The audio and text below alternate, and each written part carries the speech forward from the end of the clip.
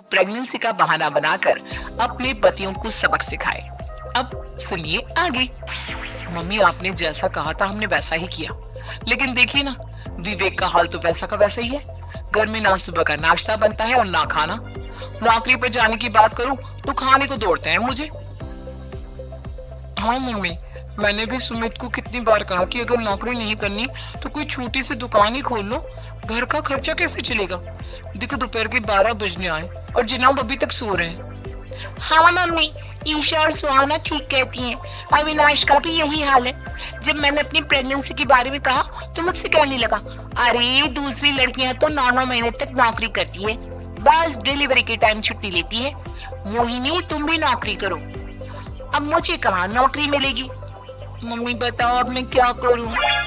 हे भगवान, क्या सोचकर घर जमाई दामाद लाई थी मैं कि मेरी बेटियां मेरे पास रहेंगी और खुश रहेंगी, लेकिन इन आलसी दामादों ने तो हमारी जिंदगी को भी प्रॉब्लम में डाल दिया है। मैं तो कहती हूँ मम्मी, हम लोग वापस अपनी जॉब पर जाना शुरू कर देते हैं। बता देते हैं इन लोगों को कि हमने प्रेगनेंसी का बहाना किया है। नहीं नहीं बेटा, ऐसी गलती भी मत करना। अगर तुमने ऐसा किया तो इन तीनों की आदत और खराब हो जाएगी। अरे आज नहीं तो कल कभी तो तुम प्रेग्नेंट होगी, तब वापस यही प्रॉब्लम आएगी, तब क्या करोगी तुम तीनों। हाँ मम्मी, आपकी बात तो बिल्कुल सही है। इन लोगों को तो सुधारना ही पड़ेगा। लेकिन कैसे? अपने बच्चों के आने की खबर सुनकर भी इन लोगों पर कोई असर नहीं हो रहा। पैसे कमाने के लिए घर से बाहर निकलना ही नहीं चाहते ये तीनों। अब मेरे दिमाग में एक प्लान आया है, तुम तीनों चिंता मत करो। उन तीनों को बुलाओ, फिर मैं बात करती हूँ। थोड़ी देर बाद कावेरी जी अपने तीनों दामादों को सामने बुलाकर अपनी बात कहना शुरू करती हैं। अविनाश, सुमित और विवेक, देखो बेटा, मैं ना तुम तीनों से बड़ा प्यार करती हूँ, इसीलिए तो तुम्हें घर जमाई बनाकर रखा है मैंने। अरे मम्मी जी, सीधे सीधे कहिए ना, क्या बात है। प्यार तो हम भी आपको बहुत करते हैं। अरे मम्मी जी, आपकी इज्जत भी बहुत करते हैं। अरे भाई, आपके जैसी सास और कमाने वाली बीवी सबको मिलती है क्या? हाँ मम्मी, विवेक और सुमित ठीक कह रहे। आपकी बेटी से शादी करके मेरी तो जिंदगी ही अच्छी हो गई है। जानती हूँ मैं, और ये भी जानती हूँ कि तुम तीनों अपनी अपनी बीवियों से बहुत प्यार करते हो। बेटा, बात ऐसी है कि हमारे कुल गुरु ने कहा है कि प्रेग्नेंट होने के बाद मेरी तीनों बेटियां शुरू के 4 महीने हमारे गांव में जाकर रहेगी, जहां मेरे चाचा जी रहते हैं। अरे लेकिन क्यों मम्मी, गांव में जाकर रहने की क्या जरूरत है इन तीनों को। वो क्या है ना बेटा, हमारे परिवार को एक श्राप है। अगर मेरी बेटियों ने यहाँ पर बच्चा पैदा करने की कोशिश की तो उनके बच्चों को कुछ भी हो सकता है। इसलिए अब से लेकर 4 महीने पूरे होने तक इन्हें गांव वाले घर में रहना पड़ेगा। हाँ तो इसमें प्रॉब्लम क्या है मम्मी जी? हम भी वहाँ जाकर रहेंगे, पिकनिक मनाएंगे। अरे भाई बीवी जहाँ, हम भी वहाँ। हाँ यार, आइडिया तो बहुत अच्छा है। शहर की जिंदगी में रह रहकर परेशान हो चुके हैं, अब कुछ दिन गांव में बिताएंगे।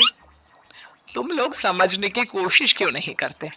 तुम में से कोई भी वहां नहीं जा सकता, और मैं यहाँ रहूंगी ना तुम तीनों के साथ। 4 महीने की तो बात है, उसके बाद ये तीनों ही लौट कर आ जाएंगी।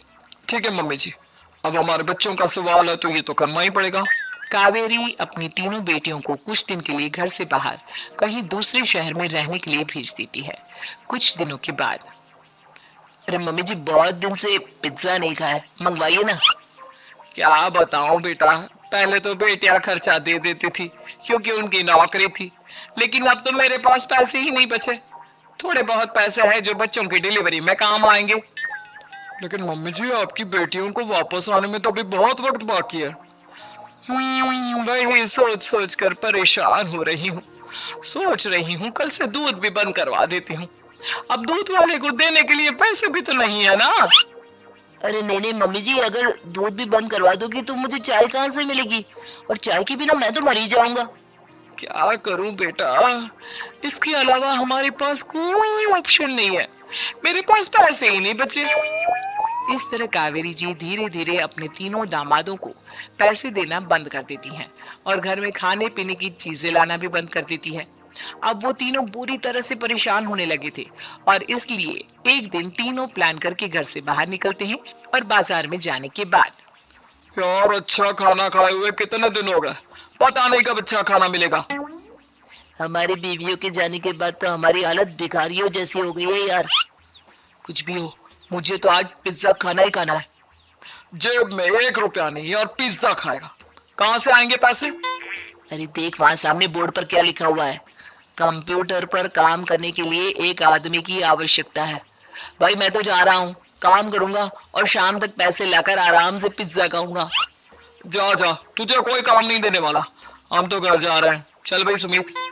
सुमित और अविनाश वहां से चले जाते हैं और विवेक उस कंप्यूटर शॉप पर सारा दिन काम करके 5,000 रुपए कमा कर घर लौट कर आता है और अपने खाने के लिए अच्छी अच्छी चीजें भी लेकर आता है।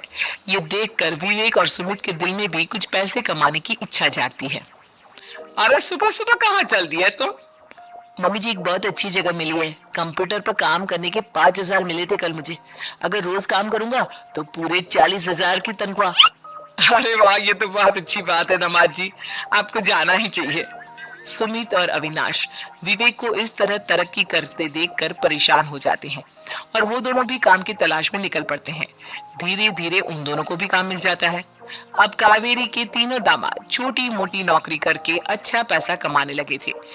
एक दिन कावेरी उन्हें अपने पास बुलाती है। अरे वाह, विवेक 40,000 कमा लेता है, अविनाश 60,000 और सुमित तुम भी 40,000 के आसपास कमा ही लेते हो। कुल मिलाकर तुम अच्छे खासे पैसे कमा रहे हो बेटा। हाँ मम्मी जी, बहुत मजा आता है जब महीने के एंड में मोटी रकम हाथ में आती है। पूछिए मत मम्मी जी, घर में रहकर रोटी बना